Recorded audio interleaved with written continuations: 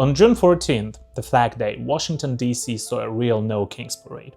Not one funded by activists or influencers, but a solemn, proud march by the US Army. The army that said no to monarchy in 1776.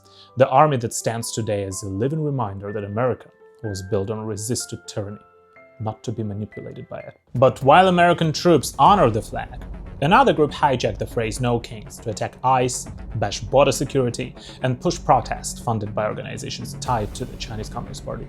And yes, we have the receipts.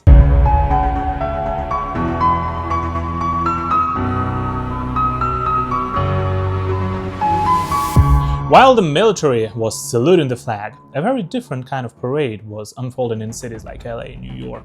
A protest claiming to fight tyranny, but ironically funded by people connected to one of the most authoritarian regimes on earth, the Chinese Communist Party.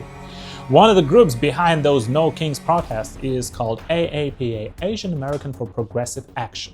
Sounds nice, right? But guess who runs it?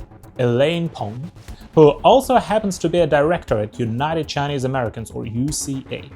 This is from the Daily Caller. AAPA's president Elaine Peng also serves as an executive for United Chinese Americans UCA, a Washington, D.C. based nonprofit that has received U.S. government grants worth roughly $370,000 for a mental health program it runs called WAVES, for which Peng is the director of training. UCA claims to be focused on enriching and empowering Chinese American communities through civic engagement, and this organization has often invoked racial discrimination as the reason it holds protests against the US national security initiatives and immigration enforcement. Now, UCA isn't just your average community nonprofit. Its leadership includes individuals who've worked with Chinese state media, held government positions in China, and even had links to the PLA and Ministry of State Security. This is a very good example of infiltration. So what is the strategy here? It's pretty simple: to weaponize identity politics.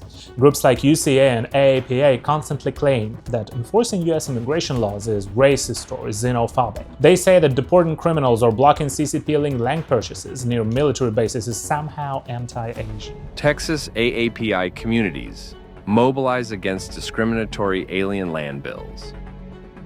March 27, 2025.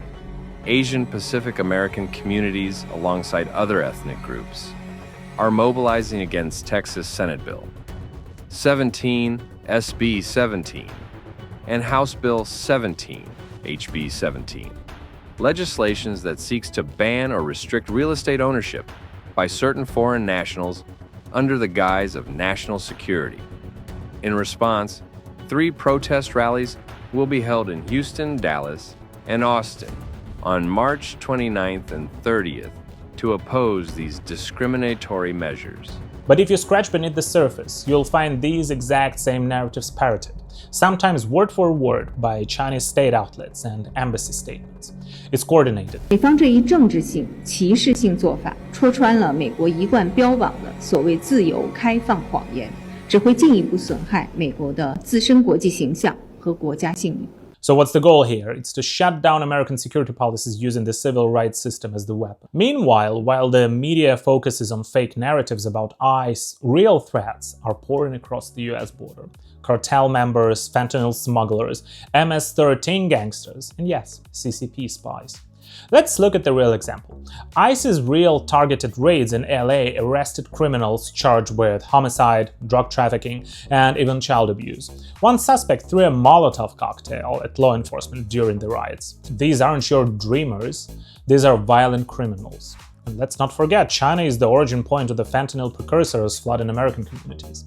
The open border crisis is not just a humanitarian issue, it's a national security disaster. And what do Democrat politicians do?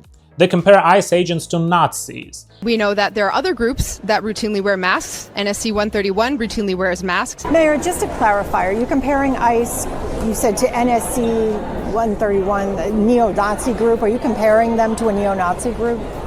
What I said is that Boston police and no police department that I know of at the local level routinely wears masks. while ignoring the fact that their donors include CCP-connected figures like Gary Yu. This guy funneled hundreds of thousands into campaigns like Michelle Wu's, the mayor of Boston, and he is tied to China's United Front Work Department. Wu's 2021 mayoral campaign received over $300,000 from him, and he's the founder of Boston International Media Consulting. With the help of the Chinese Civic Association that he leads, as the Daily Caller News Foundation exclusively reported, Yu is listed as an official by an agency of a Chinese Communist Party influence and intelligence service called the United Front Work Department, UFWD, and operates as a recruiter for the Chinese government.